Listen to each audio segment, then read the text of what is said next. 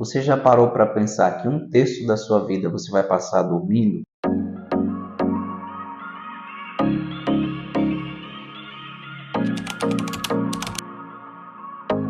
Pelo menos isso é o que se espera em pessoas que têm uma condição de saúde adequada, né? Então, pensando nisso, a gente precisa tomar formas, fazer ações para que o nosso sono seja de qualidade, para que seja um sono reparador. Infelizmente, a gente tem visto o oposto, né? Infelizmente, a gente tem visto a terceirização da saúde para a utilização de medicamentos e não é diferente para a utilização de medicamentos para dormir.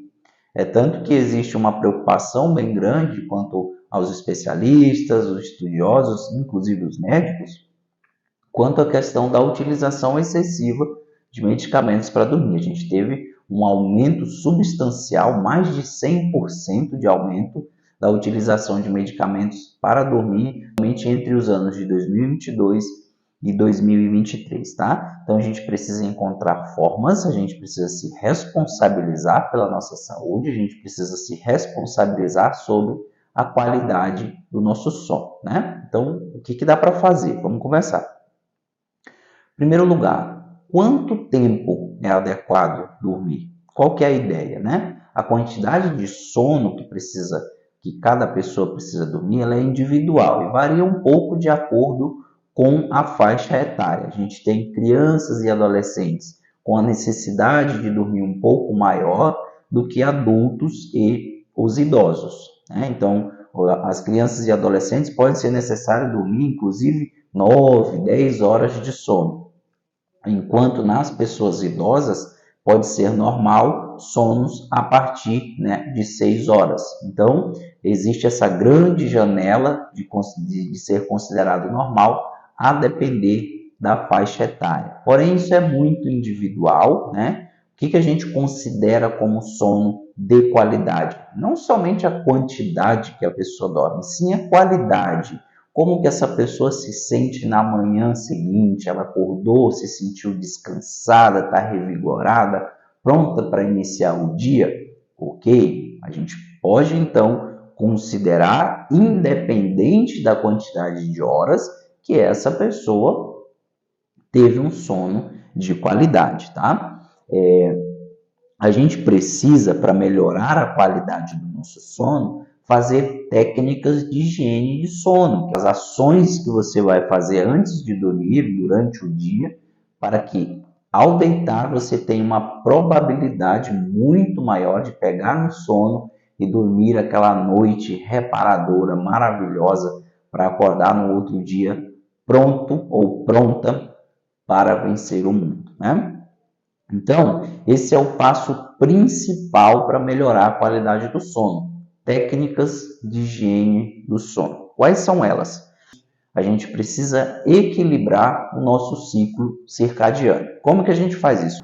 É definir uma rotina, um horário de sono que seja específico para você, né? Que você consiga manter a quantidade de horas ali, de no mínimo 6 a, em média, 8 horas de sono, né? A depender do horário que você precisa acordar no outro dia, você vai determinar o horário que você precisa dormir à noite.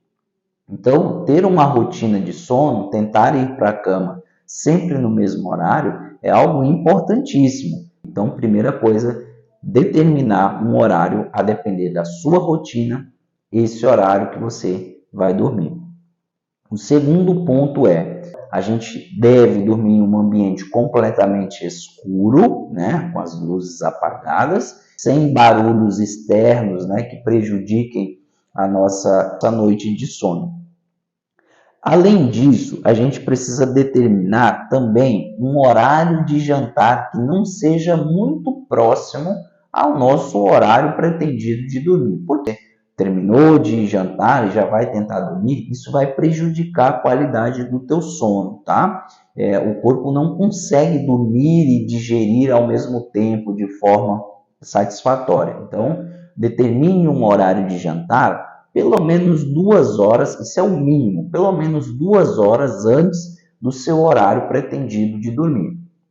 Outra questão importante é que foi comprovado, através de estudos, que o consumo excessivo de principalmente carboidratos refinados, açúcar e farináceos principalmente, dificulta o aprofundamento do sono, o fechamento do ciclo de sono de uma forma que ele se torne reparador. Então, não é uma boa ideia, antes de você ir dormir, se entupir de doces, de bolos, né, de alimentos à base de carboidratos refinados.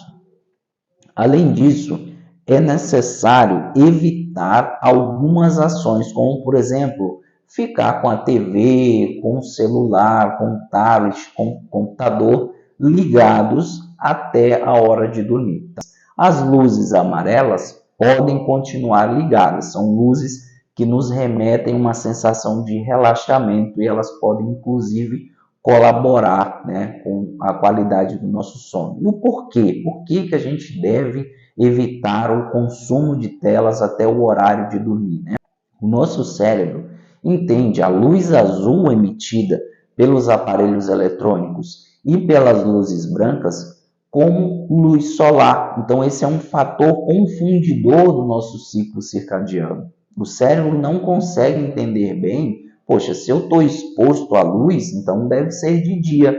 E aí o que acontece? Ele deixa de produzir de forma adequada, lá na nossa glândula pineal, a melatonina, que é um hormônio relacionado com não a indução, né? Mas é um hormônio relacionado com a qualidade do nosso sono, com o aprofundamento do nosso sono. Para que o nosso sono se torne reparador, a gente precisa de melatonina. Então, se eu não tenho melatonina, porque eu estou muito exposto às telas e à luz branca, o meu sono deixa de ser um sono de qualidade. Outra coisa que precisa ser evitada, e eu sempre recomendo aos meus pacientes que não façam uso após as 4 horas, é a cafeína, tá? Qualquer substância, né, ou qualquer chá ou bebida que contenha cafeína. Vai desde pré-treinos, que a gente sabe que pode conter cafeína, ou alguns chás, como por exemplo chá verde, chá preto, ou bebidas à base da erva mate, né, como chimarrão, tererê, para que eles não sejam consumidos depois das 4 horas. E, obviamente, o café, né? Então, esse é um outro fator que pode acabar prejudicando tanto a indução do sono, por ser estimulante. A cafeína, ela bloqueia a adenosina e bloqueia a nossa percepção de cansaço, então a gente se sente menos cansado, menos relaxado e aí tende a ir procrastinando o nosso sono, né? Além disso, ela pode evitar o aprofundamento do sono, deixar aquele sono mais leve, mais perturbado, despertares noturnos, né? Que se relacionam também com a pessoa que passa a noite sonhando, tendo pesadelos, ou que desperta muito facilmente. Além disso, a cafeína também tem um efeito diurético. Então, se você consumir à noite, ali ela pode prejudicar tanto a indução e manutenção do sono, mas ela também pode te prejudicar no sentido de que você pode ficar despertando à noite, de madrugada, para ir no banheiro urinar, né? Além disso, a gente pode também fazer atividade física, que ajuda muito a qualidade do nosso sono, principalmente se ela for feita à tarde e à noite, tá? Mas o importante é que seja feito. Então, não consigo fazer à tarde e noite, faça pela manhã. Encontre um horário para praticar atividade física. Ao não obter os resultados, apesar de fazer essas técnicas de higiene do sono, aí sim você pode procurar um acompanhamento profissional, porque existem outras causas de insônias que podem ser necessários tratamento específico. Eu vou citar algumas, mas pode existir algumas condições a mais ainda, como por exemplo, ansiedade, depressão, hipotireoidismo ou hipertireoidismo, insuficiência cardíaca, diabetes, o uso de alguns medicamentos específicos, tudo isso pode sim prejudicar a qualidade do nosso sono e vai precisar de tratamento específico. Muitas dessas pessoas portadoras dessas doenças já estabelecidas, elas vão fazer as técnicas de higiene do sono, mas ainda assim pode ser necessário o tratamento dessa condição para que exista uma boa qualidade de sono. Além dessas já mencionadas, hiperplasia prostática benigna e a apneia do sono, junto com algumas condições nasais, como desvio de septo, polipose nasal, ou doenças respiratórias, como asma, a doença obstrutiva crônica, doença pulmonar obstrutiva crônica, tudo isso pode prejudicar a qualidade do sono e é necessário acompanhamento médico específico para o tratamento dessas condições, tá? É importante dizer que o sono desenvolve um papel fundamental na nossa saúde. Por quê? Porque é durante o sono que nós formamos a nossa memória, que nós produzimos alguns hormônios e deixamos de produzir outros, que a gente faz reparo celular, a gente faz hipertrofia da parte muscular, o reparo celular cerebral, conhecido como plasticidade cerebral. Então, a falta de sono ela é prejudicial tanto para a parte de saúde mental, como no caso de doenças metabólicas. Nós produzimos um hormônio conhecido como hormônio do crescimento. Ele é só produzido durante o sono. É durante o sono que nós produzimos a melatonina e deixamos de produzir o cortisol, por exemplo. Então, em pessoas que estão com sobrepeso, com obesidade, se não tem um sono de qualidade, é muito mais difícil controlar o apetite. Porque o apetite, o eixo de apetite, ele é controlado, ele é calibrado durante o sono. Porque é aí que a gente tem uma redução na produção da grelina, que é um hormônio conhecido como hormônio da fome, e a gente tem o aumento da sensibilidade à leptina, por exemplo, que é um hormônio conhecido por ser um dos hormônios da saciedade. Então, se a gente não dorme adequadamente, a gente produz cortisol durante a noite, que acaba aumentando a nossa resistência insulínica, aumentando o nível de grelina e, consequentemente, aumentando a nossa fome no outro dia. Quem nunca deixou de dormir uma noite de forma adequada e no outro dia estava pensando em comer alguma coisa fora da dieta? É justamente isso que acontece. Quando você não dorme adequadamente, existe um aumento da necessidade do consumo de alimentos palatáveis ou ultrapalatáveis, como açúcar e farináceos, ou seja, carboidratos refinados. Isso, no longo prazo, pode favorecer muito o ganho de peso. Para aquelas pessoas que treinam, que fazem atividade física, que têm uma alimentação equilibrada e pretendem hipertrofia muscular, o sono é indispensável, porque é durante o sono que se produz o hormônio do crescimento, que tem uma função de crescimento na criança e no adolescente, como o seu próprio nome já diz, mas que no adulto tem a função de evitar o acúmulo de gordura e favorecer o ganho de massa muscular. Além disso, a falta de sono adequado aumenta o risco de doenças cardiovasculares, elevando a pressão arterial e causando aumento na resistência insulínica, que no longo prazo pode favorecer o surgimento de diabetes mellitus de tipo 2.